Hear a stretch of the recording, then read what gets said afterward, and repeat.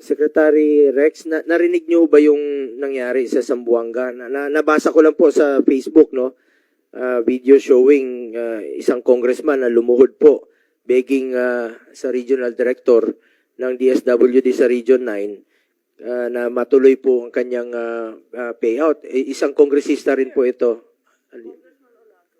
Nandito yata siya. Nandito ba siya? Ayun, sabi niya, ipaparating raw niya sa komite ang kanyang reklamo, no? So gusto lang nating malaman kung anong totoong nangyari dito, kung hindi mo ba naging selective ang pagpili ng mga beneficiaries. O kailangan pa bang magmakaawa si Congressman Olaso para mabayaran po ang payout, scheduled payout. Nagwawala na po, nagrarally na yung mga tao doon, nagmamakaawa para matuloy po yung payout. Kung qualified naman po sana, ang pakiusap ko naman sana, Secretary Rex, ay maging fair lang po tayo. Sinabi niyo na po na hindi po kayo magiging selective dito sa mag-identify ng beneficiaries. Bakit po na hindi natuloy po ito at na-hold nga, ika nga. I am sure hindi lang po ito nangyayari sa Zamboanga. Mas marami pa pong lugar na nangyayari rin po ito na hindi natutuloy yung payout. Ano ho ba ang totoong rason dito kung hindi ho ba naging selective ang inyong opisina sa pagpili? Kung bakit kailangan pang magmakaawa ng isang kongresista para matuloy po yung payout sa mga intended indigent beneficiaries? Madam Chair, una po sa lahat, hindi ho naging selective ang departamento natin. Ang mga social worker ho natin ang sumusuri niyan. Pagka nagbigay ho ang kongresista o ang kahit na sinong partner na ng referral list, binevet ho natin mabuti yon. Lahat ho naman maraming nagre-refer. That time, si Congressman Olaso submitted the list and a couple of days before his supposed payout, sinabi na ho namin sa kanya na hindi pa ho kami ready mag-payout at hindi pa ho tapos yung pagsusuri ng listahan na yon. We have to be careful. But we also assured him, at alam niya ho yon, we assured him na hindi magaganap yung payout na yon, pero hindi ibig sabihin na hindi magpe-payout. Tinatapos lang ho natin yung pagsusuri at pag-vet ng listahan. That's our conversation with him and he even acknowledged that. Kaya nga sinabi namin, wala naman hong nakaschedule na payout that day. Wala pong galing sa inyo, RD. Actually, he's here together with Mayor Beng Climaco. They're all here to complain.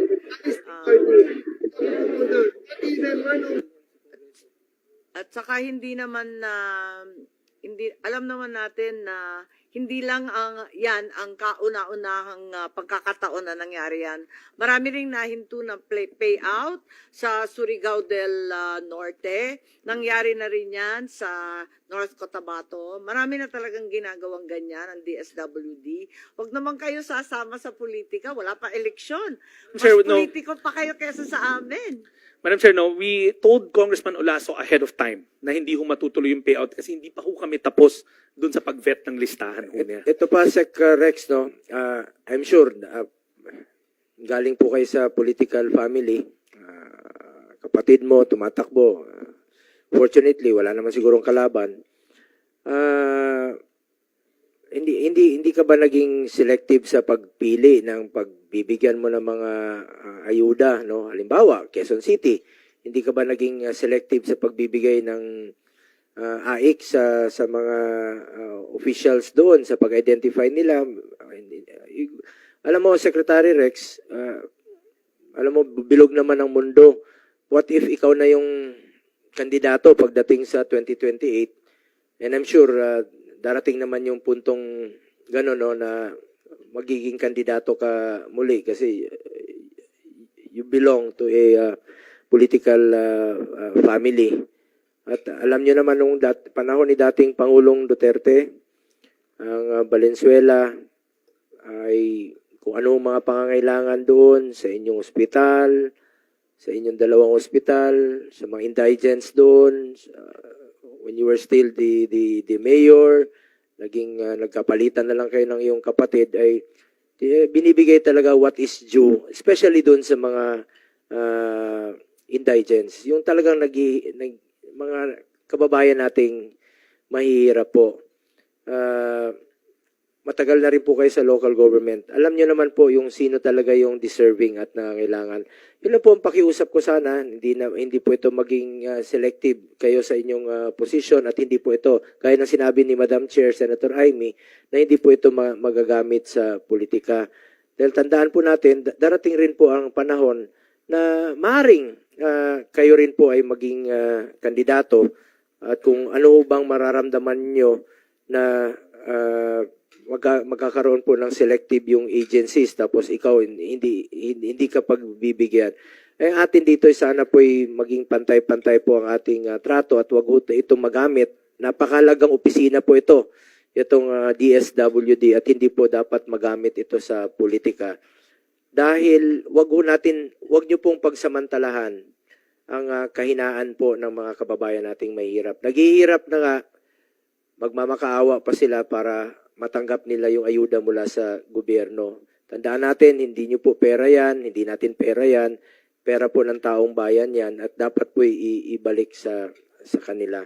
Yun lang po ang pakiusap ko for the end time po sa inyo, Secretary Rex. Sana maging pantay-pantay po ang inyong pagtrato dito. At sana pakinggan na lang po natin, nandito naman siguro si Congressman Olaso. Pakinggan natin ang kanyang hinaing kung ano talaga yung totoong nangyari since meron naman tayong hearing. Ayan, dito po. Yeah. Bigyan natin ng due courtesy. Bago mapunta doon, Senator Bong, kasi mahabang diskusyon yan, hayaan na natin si Secretary at si Congressman Olaso.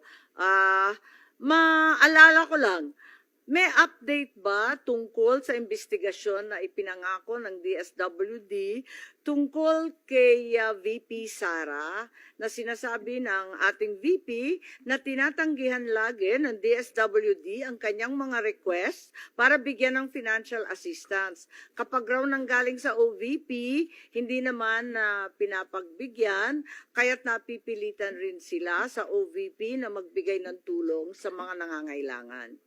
Madam Chair, lalahatin ko na ho. Una, hindi ho pinagsasamantala ng DSWD yung pondo ng DSWD para sa taong bayan ho yan. We agree with that. Number two, as we speak right now, lahat ng tanggapan namin nakabukas. Araw-araw may mga lumalapit at araw-araw ina-assess yan ng ating mga social worker. Pagdating ho doon sa investigation na yon, Madam Chair, Kasi pinangako yes, Madam yata Chair, ni and Secretary I will na report. magkakaroon ng investigasyon tungkol sa mga request ni VP na lagi na lang tinatanggihan. Madam Chair, I'll report now. Madam Chair, with me is Assistant Secretary Ulysses Aguilar. He's the one that handles the referrals from the Office of the Vice President. Agad-agad, kinausap niya yung handling officer sa kabila, si Director Norman. If Director Norman, kasi ASEC Yuli will gladly give the text exchange of text messages. Kasi tinanong namin sa kanya ano ba yung issue para alam namin anong titignan. In fact, ang sabi niya, wala rin ho siyang alam kasi lahat naman ng referral daw nila malugod naming tinatanggap. We can furnish you the screenshots, Madam Chair, but we have to ask permission of Director Norman if he will also consent. But the screenshot of their exchange is there kasi tinignan namin, we wanted to know kung alin. That's why ASEC Yuli came into the picture. We asked Director Norman na normally nagre-refer. So we will gladly show you the exchange of messages. Yes, kung maaari lamang para matapos Tama, Madam Chair. yung usapin na yan. Madam Chair. Dahil parating inuulit-ulit. Yeah, Madam Chair, and also if I can also add, we'll also submit to the committee a copy of a plaque that we just received middle part of this year from the OVP saying that we're a valued partner, that we would always help the referrals.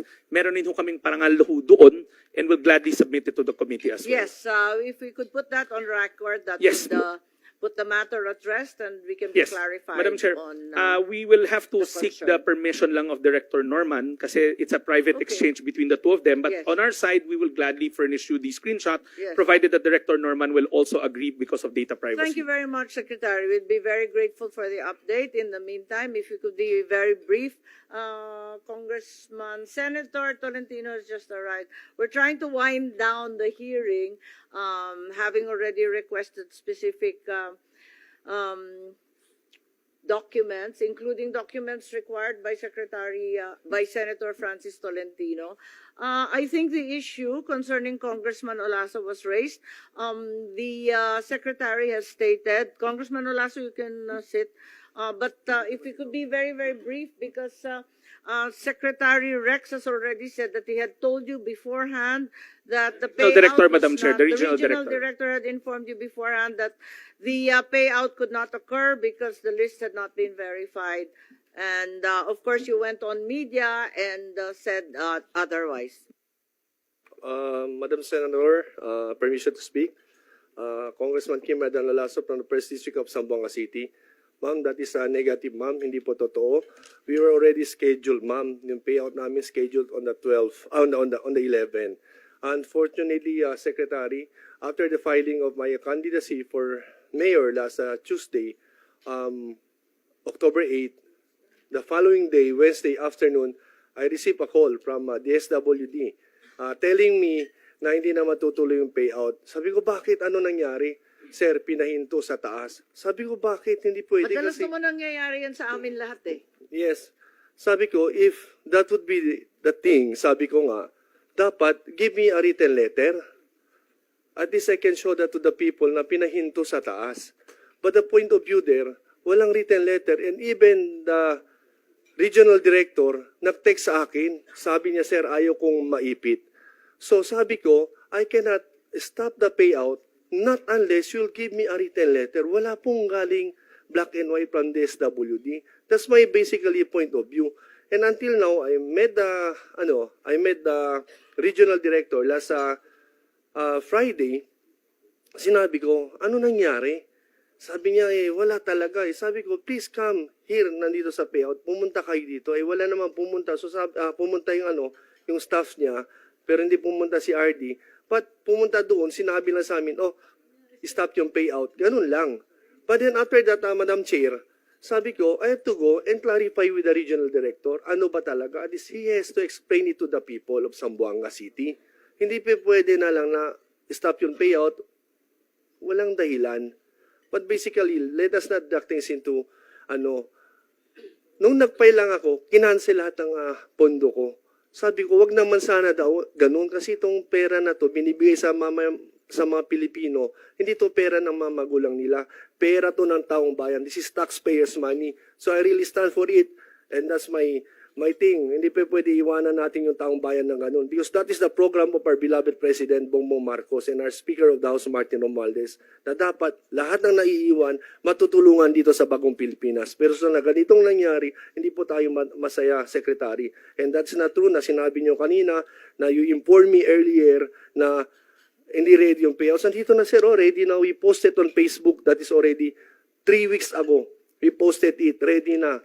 More than 12,000 payouts. Pinakancel lahat. Bakit po ginaganon ako?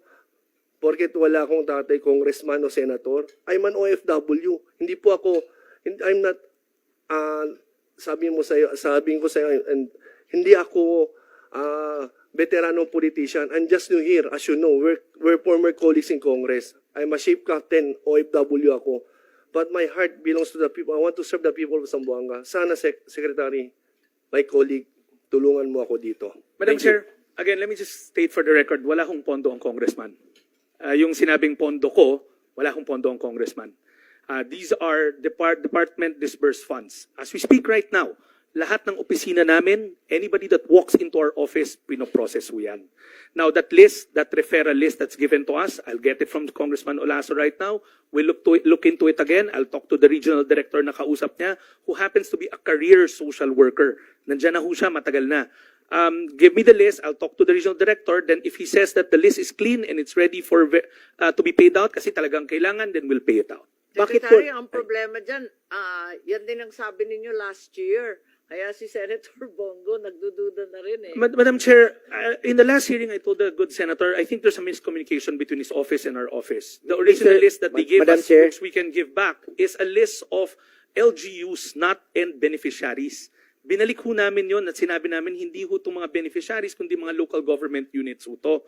Kung pwede ho kami bigyan ng direct referrals. Meron na po may- silang mga social worker naman po na mga qualified. Sabi ko lang naman sa inyo, pag qualified po yung beneficiaries, balikan nyo po. Hindi naman siguro kailangan umabot ng 1 taon para balikan po sila. Pwede naman yan 1 week. Tingnan nyo kung, alam nyo, Mr. Secretary, kung gustuin mo talaga, kaya.